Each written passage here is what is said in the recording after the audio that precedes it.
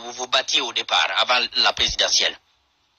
Ça, c'est le combat permanent. C'est pour ça que nous continuons à garder la conviction que le combat du FNDC, on se retrouve là-dedans. Et aussi, l'ANAD est une nouvelle plateforme qui est venue s'ajouter à l'occasion de ces élections à ce combat, mais les partis politiques qui la composent étaient déjà, pour certains, des partis partenaires. Et puis, ceux qui ne sont pas allés à ces élections, je pense que le président Cellou Dalein Diallo a prouvé à suffisance pendant ces années qu'il a dirigé l'opposition guinéenne, qu'il était quand même dans une démarche permanente de rassembler, de mobiliser et au-delà d'unir les Guinéens pour que l'on puisse sortir de cette situation, en fait, que Maître Kabele disait tout à l'heure, qui a été créée, entretenu et soutenu par le clan de Alpha Condé pour diviser les Guinéens. Et d'ailleurs, cette situation, la presse n'est pas exemptée de cela. Moi, je ne dis pas qu'elle est responsable, mais qu'est-ce qu'est la position de la presse guinéenne aujourd'hui par rapport à cette situation? On a vu aux États-Unis que même la presse qui était pro-Trump, quand ils ont vu que le président était à la dérive, elle s'est désolidarisée tout à l'heure. Et la presse guinéenne, nous avons le sentiment qu'elle veut toujours être au milieu du guet sans avoir aucune position. Même lorsque les institutions ont failli, même lorsque les lois ont été travesties, la presse veut rester à la ligne médiane. Or, quand on reste à la ligne médiane, c'est souvent à l'avantage de celui-là qui a la force, qui a les institutions. Et c'est comme ça, mais bon, je comprends bien ces réserves. Et les classes politiques guinéennes, est la même chose. La population guinéenne, de façon générale, aussi est dans cette situation, finalement, qui est dictée par la peur de la dictature, par les violences qu'on a subies. Le peuple de Guinée est très résilient et on continue à subir cette situation, la population guinéenne. Honorable Ousmane Gawal, faut-il s'attendre à un retour au sein du FNDC, à une mobilisation telle que ça a été le cas avant que le président Cellou ne décide d'aller au scrutin du 18 octobre? On n'a pas quitté le FNDC. Ce qui s'est passé, c'est qu'on nous a exclus de la direction stratégique.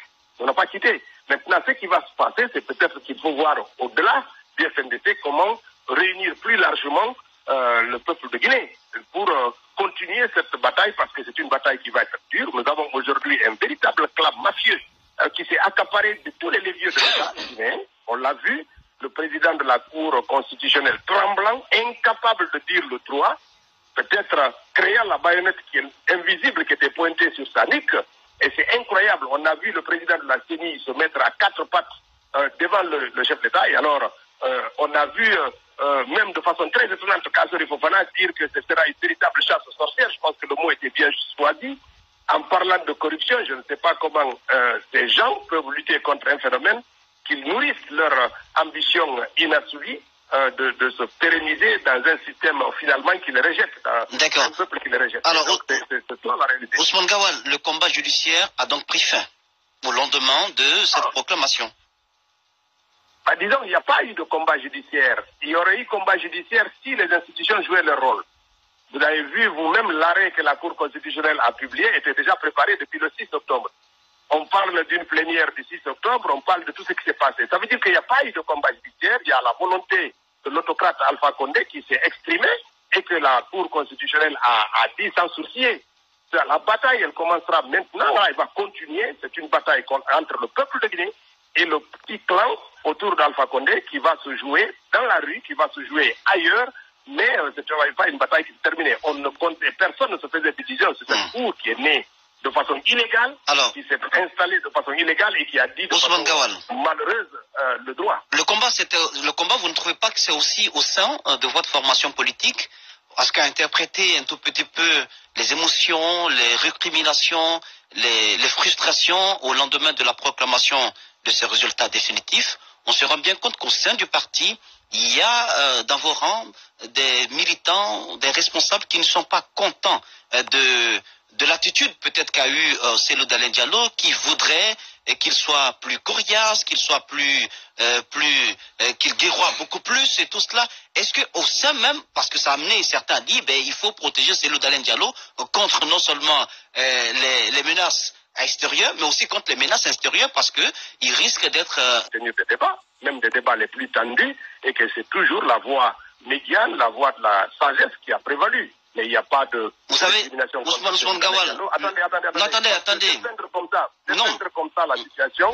c'est comme si c'était Loudalen qui s'asseyait dans son bureau qui dictait tout le comportement de l'UFDG, mais ça ne se passe pas comme ça. Au sein d'un parti politique, il y a des voix dissonantes. Au sein d'un parti politique, il y a des voix dissonantes. L'UFDG est un parti politique qui fonctionne à la lumière de tous les autres partis politiques. Donc il y a des voix qui sont en contradiction, qui arrivent quelquefois. Je ne parle pas de la remise en cause de la présidence de Cellou à la tête du pays. Le n'importe quoi serait d'ignorer cela. Non, je dis que ces voix-là existent, laissez-les exprimer, parce que l'UFDG offre suffisamment d'espace démocratique pour que chacun puisse donner de la voix. Non,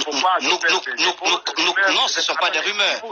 Nous constatons, je constate et je pose les questions, Ousmane Gawal. Oui, Moussa Moïse, moi je vais te dire, si moi, Ousmane Gawal, j'ai un mécontentement vis-à-vis d'une action de Cellou Dalein Diallo, ou de n'importe quel cadre du parti, mais je l'assume. Je vais le dire publiquement, et dans le parti, et ailleurs. Mais donc, si vous avez des personnes qui ont ce type de position, mais ce n'est pas derrière vous qu'ils peuvent se cacher. Il faut qu'ils le disent, parce que l'UFDG offre suffisamment d'espace de débat et d'espace de démocratie. Ce n'est pas une dictature stalinienne comme au RPG, où c'est la tête du chef seulement qui passe. C'est le Dalein Diallo.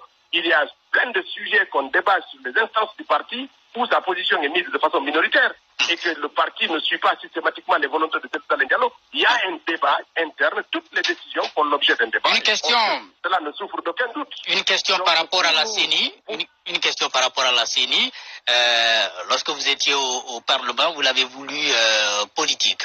Disons plutôt plus technique. C'est comme ça que vous aviez employé l'expression à l'époque.